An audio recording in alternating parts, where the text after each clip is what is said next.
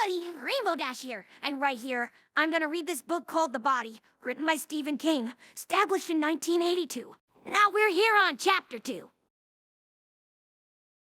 We had a treehouse in a big elm which overhung a vacant lot in Castle Rock. There's a moving company on that lot today, and the elm is gone. Progress. It was a sort of social club. Although it had no name, there were 5 or maybe 6 steady guys and some other woodens who just hung around. We let them come up when there was a card game and we needed some fresh blood. The game was usually blackjack and we played for pennies, nickel limit, but you got the double money on blackjack and 5 card under, triple money on 6 card under. Although Teddy was the only crazy guy enough to go for that. The sides of the treehouse were planks scavenged from the ship pile behind Mackey Lumber and Building Supply on Carbine Road. They were splintery and full of knot holes we plugged with either toilet paper or paper towels. The roof was corrugated tin sheet we hawked from the dump. Looking over our shoulders all the time we were hustling it out of there, because the dump custodian's dog was supposed to be a real kid-eating monster. We found a screen door out there on the same day. It was flight-proof but really rusty. I mean, that rust was extreme. No matter what time of day you looked out that screen door, it looked like sunset. Besides playing cards, the club was a good place to go and smoke cigarettes and look at girly books. There were half a dozen battered tin ashtrays that said Camels on the bottom, a lot of centerfolds tacked to the splintery walls, 20 or 30 dog-eared packs of bite cards. Teddy got them from his uncle, who ran the Castle Rock stationery shop. When Teddy's uncle asked him one day what kind of card we played, Teddy said we had cribbage tournaments, and Teddy's uncle thought that was just fine instead of plastic poker chips and a pile of ancient Master Detective murder magazines to leave proof there was nothing else shaking. We also built 12 by 10 secret compartment under the floor to hide most of this stuff, and on the rare occasions when some kid's father decided it was time to do the "we're really good pals" routine. When it rained, being in the club was like being inside a Jamaican steel drum, but that summer there had been no rain. It had been the driest and hottest since 1907. Or so the newspaper said. And on that Friday preceding the Labor Day weekend and the start of another school year, even the goldenrod in the fields and the ditches beside the back roads looked parched and poorly. Nobody's garden had done doodly squat that year, and the big displays of canning stuff in the Castle Rock red and white were still there, gathering dust. No one had anything to put up that summer, except maybe dandelion wine. Teddy and Chris and I were up in the club on that Friday morning, glooming to each other about school being so near and playing cards and swapping the same old traveling salesman jokes and Frenchman jokes. How do you know Frenchman's been in your backyard? Well, your garbage cans are empty and your dog's pregnant. Teddy would try to look offended, but he was the first one to bring in a joke as soon as he heard it, only switching Frenchman to Pollock. The elm gave good shade, but we already had our shirts off so we wouldn't sweat them up too bad. We were playing 3-penny scat. The dullest card game ever invented, but it was too hot to think about anything little bit less complicated. We'd had a pretty fair scratch ball team until the middle of August, and then a lot of kids just drifted away. Too hot. I was down to my right and building spades. I'd started with 13, gotten an 8 to make 21, and nothing has happened since then. Chris knocked. I took my last draw and got nothing helpful. 29, Chris said, laying down diamonds. 22, Teddy said, looking disgusted. Piss up a rope! I said, and tossed my cards onto the table face down. Gordy's out. Oh, Gordy just bit the bag and stepped out the door. Teddy buckled, and then gave out with his patented Teddy Duchamp laugh.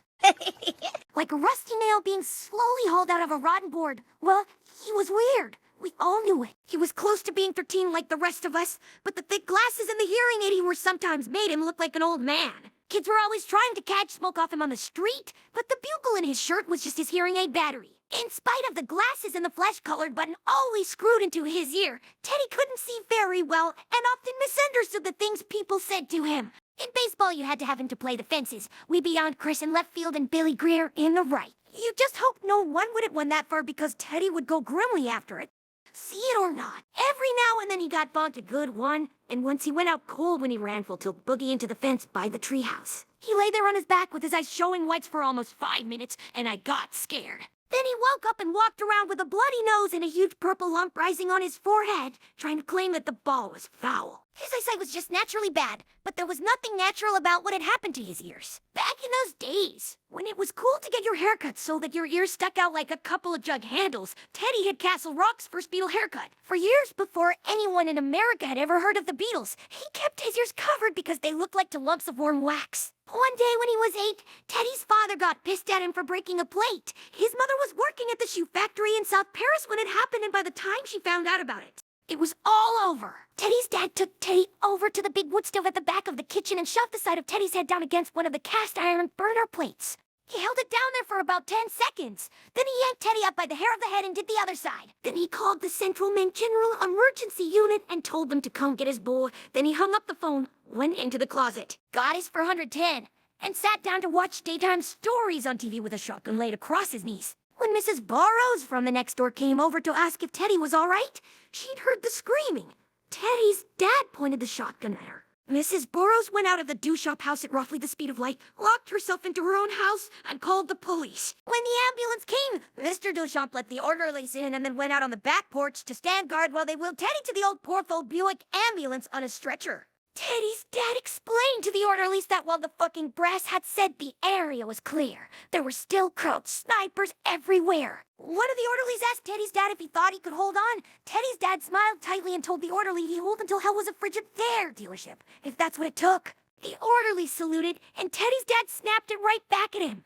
A few minutes after the ambulance left, the state police arrived and relieved Norman Duchamp of duty. He'd been doing odd things like shooting cats and lighting fires in mailboxes for over a year, and after the atrocity he had to upon his son, they had a quick hearing and sent him to Togas, which is a VA hospital. Togas is where you have to go if you're a Section 8.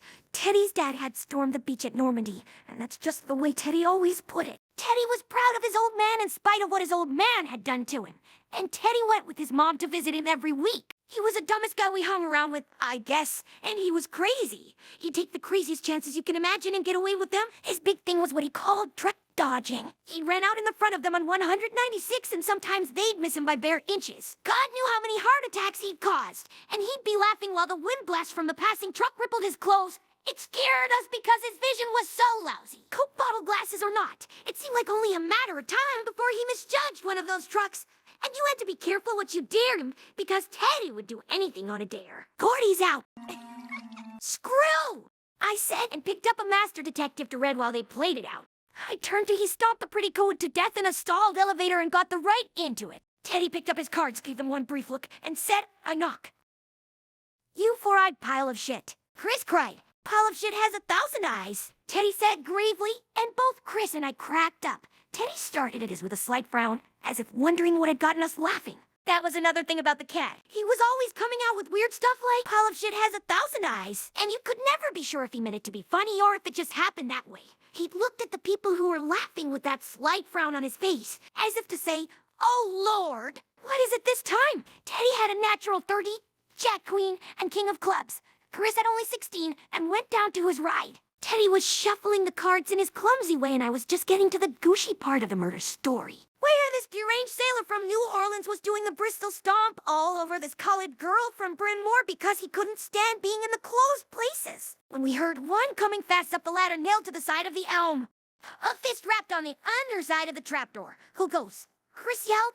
Vern! He sounded excited and out of breath. I went to the trapdoor and pulled the bolt. The trapdoor banged up, and Vern, one of the other regulars, pulled himself into the clubhouse. He was sweating buckets in his hair, which he usually kept combed in a perfect imitation of his rock and roll idol. Bobby Riddle was plastered to his bullet head in chunks and strings. Why, man, he panted. Wait till you hear this. Hear what? I asked. Let me get my breath.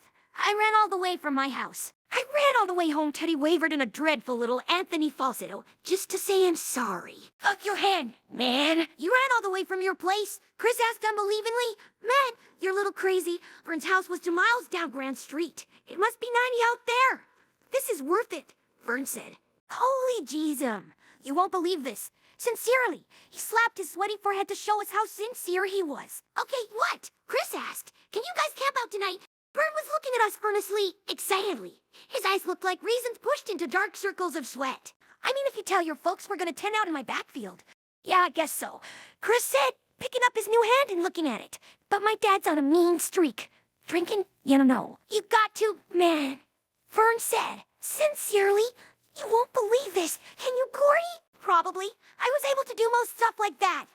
In fact, I'd been like the invisible boy that whole summer. In April, my older brother, Dennis, had been killed in a Jeep accident. That was at Fort Benning, Georgia, where he was basic. He and another guy were on their way to the PX, and an army truck hit them broadside. Dennis would have been 22 later that week. I'd already picked out a birthday card for him at Dolly's over in Castle Green. I cried when I heard, and I cried more at the funeral. And I couldn't believe that Dennis was gone. That anyone that used to knuckle my head or scare me with a rubber spider until I cried or give me a kiss when I fell down and scraped both knees bloody and whisper in my ear. Now stop crying. Yeah, baby. That a person who had touched me could be dead, but it seemed to have taken all the heart out of my parents. For me, Dennis was hardly more than an acquaintance. He was 10 years older than me, if you can dig it. And he had his own friends and classmates. We ate at the same table for a lot of years. And sometimes he was my friend and sometimes my tormentor. But mostly he was, just a guy. When he died, he'd been gone for a year, except for a couple of furloughs. We didn't even look alike. It took me a long time after that summer to realize that most of the tears I cried were for my mom and dad. Fat lot of good it did them. Or me. So what are you pissing and moaning about there, no? Teddy asked. Hi, Knock, Chris said. What? Teddy screamed, immediately forgetting all about Fern. You fucking liar! You ain't got no pat hand! I didn't deal you no pat hand! Chris smirked. Make your draw, shit thiep. Teddy reached for the top card on the pile. Chris reached for the Winstons on the ledge behind him. I bent over to pick up my detective magazine. Fern Tessio said, You guys want to go see a dead body? Everybody stopped. Chapter 2 is finished. Catch you later on Chapter 3.